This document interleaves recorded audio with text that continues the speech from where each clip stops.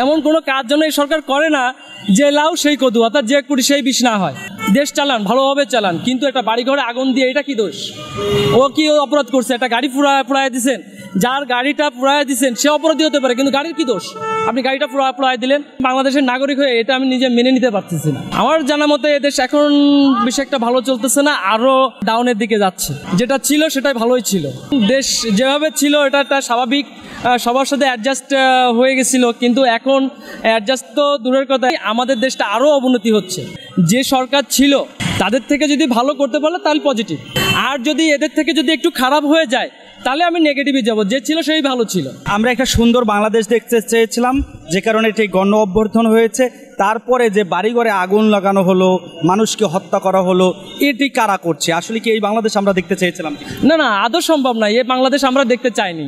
আসলে যারা ছাত্র, তারা শিক্ষিত, তারা আমার যা মনে হয় যারা ছাত্র, মূল ছাত্র, তারা কিন্তু বাড়িঘরে আগুন লাগায়নি। ছাত্র ছাড়া অন্য যে থার্ড পারসন ছিল তারাই বাড়িঘরে আগুন লাগাইছে। তারা তাদের ব্যক্তিগত আক্রোশকে প্রতিহত করার জন্য এগুলো করছে। মূলত ছাত্ররা এগুলো বাড়িঘরে আগুন লাগায়নি। আর যারা লাগাইছে তাদের প্রতি আমি ধিক্কার জানাই, যে হইতে পারে ওইটা আপনার চাচা নয়, মামা নয়, খালু নয়, আপনার আত্মীয় স্বজন। বাংলাদেশের নাগরিক হয়ে এটা আমি নিজে মেনে নিতে পারতেছি না যে আপনারা দেশ চালান, ভালোভাবে চালান, কিন্তু একটা বাড়িঘরে আগুন দিয়ে এটা কি দোষ?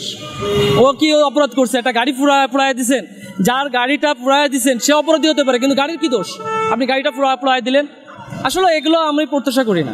আর আমি চাই যে স্মার্ট বাংলাদেশ ভালোভাবে চলুক, যারা আসছে তারা ভালোভাবে চালাক। যদি এরা চালাতে না পারে তাহলে এদের ব্যর্থতা। মূলত প্র্যাকটিক্যালি কিন্তু চাঁদাবাজি সেরকম বন্ধ হয়নি, হয়তো কিছু কিছু জায়গায় চাঁদাবাজি বন্ধ হয়েছে। বর্তমান যারা অভ্যন্তরীণ সরকার আছে তারা যদি আমাদের যে সরকার ছিল তাদের থেকে যদি ভালো করতে পারলে তাহলে পজিটিভ, আর যদি এদের থেকে যদি একটু খারাপ হয়ে যায় তাহলে আমি নেগেটিভে যাব। যে ছিল সেই ভালো ছিল। এমন কোনো কাজ যেন এই সরকার করে না যে লাউ সেই কদু, অর্থাৎ যে কুড়ি সেই বিষ না হয়। কারণ যখন যে আসে শেষ তখনই অন্যরকম হয়ে যায়। আশেপাশে কোথাও জায়গা পাচ্ছি না তো, আর একটা পজিশন নিয়ে যদি একটা দোকান নিতে যাই তাহলে আমার অনেক টাকা দরকার।